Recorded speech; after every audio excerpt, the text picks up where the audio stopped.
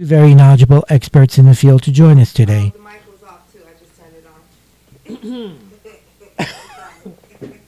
Okay. Are we ready now? Okay. Hello. This is RJ Lupo from Computer Market Research, and today we will be conducting a very educational interview regarding the ship and debit process. We are bringing two very knowledgeable people in the field to join us today. Let me introduce them to you. First, we have Heles.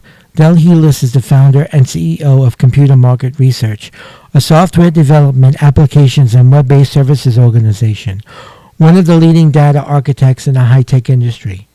He created Computer Market Research in 1984 to provide clients with improved technology to analyze customer needs and desires. Since then, CMR has provided high-tech manufacturers and distributors with web-based software applications for sales and marketing automation. Next, we have Clark Broyles. He is an entrepreneurial leader producing profitable growth in environments ranging from Fortune 100 to startup through B2B and B2C channels, team development, business planning, channel program development, MDF budget management planning, blended direct indirect channelment is his specialty. Question 1. What is a ship and debit agreement? A ship and debit agreement is when a distributor and supplier work together to offer a specially reduced price for a product. Also, it is a process that addresses the guidelines the manufacturer decides regarding certain rules channel distributors have to follow in order to retain debited compensation via rebated claims. Question number 2. What does a general ship and debit process look like? Typically, the ship and debit process can be split into 4 simplistic steps. Number 1. Request of a ship and debit agreement.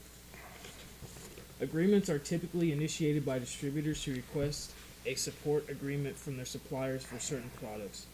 This can be in response to specific customer requests, projects, or simply to react to the adapting market price. Negotiations can take place and suppliers may reject, approve, or amend a request. This can be the first hurdle for many arrangements, as often many agreements are not accurately captured, meaning they cannot be properly claimed against.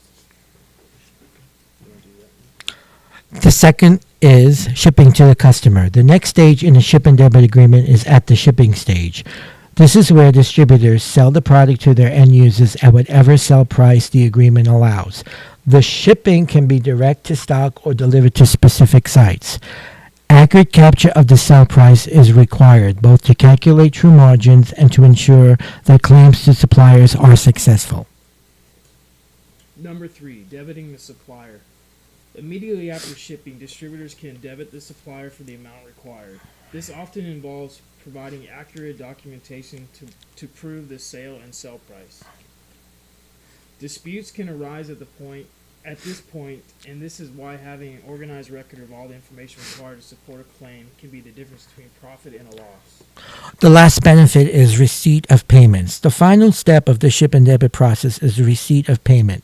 Typically, suppliers credit the distributor and pay back lump sums as rebate at agreed time periods throughout the year. Once this step has been reached, the process is complete. Question number 3. What sorts of issues have internal auditors run into as a result of managing the ship and debit program through more traditional methods? Proper analysis of back-end discounts is complex. Using traditional methods like Excel spreadsheets to determine an accurate calculation of what's to be credited to channel distributors is usually a recipe for disaster. Many auditors are simply naive to the infrastructure and function of the marketplace. For example, an auditor might ask, why don't we sell products so that they're sold at a net end price? And for various reasons, companies simply don't want to do that. They want the flexibility to change, modify, or eliminate a program at any given time. Question 4. What risks do companies face when estimating accruals without a robust system in place? Companies have an obligation to their channel distributors. Without a comprehensive system to analyze the state of a business finances, there is little to no validity into accrual estimation. In past experiences, I've learned that deploying the best guess strategy into accrual estimation could be potentially 100% wrong. Implementing a robust system allows you seamlessly and properly to state your revenue and liability with channel partners. Question 5. How about documentation? It seems many companies have difficulty designing programs relevant to a specific channel relationship. Is this something businesses commonly struggle with? You have to read this one. Absolutely. Marketing, especially in-house marketing teams, are many times at fault when implementing claims programs because instead of thinking logically, they think creatively, losing focus of what makes each channel partnership unique.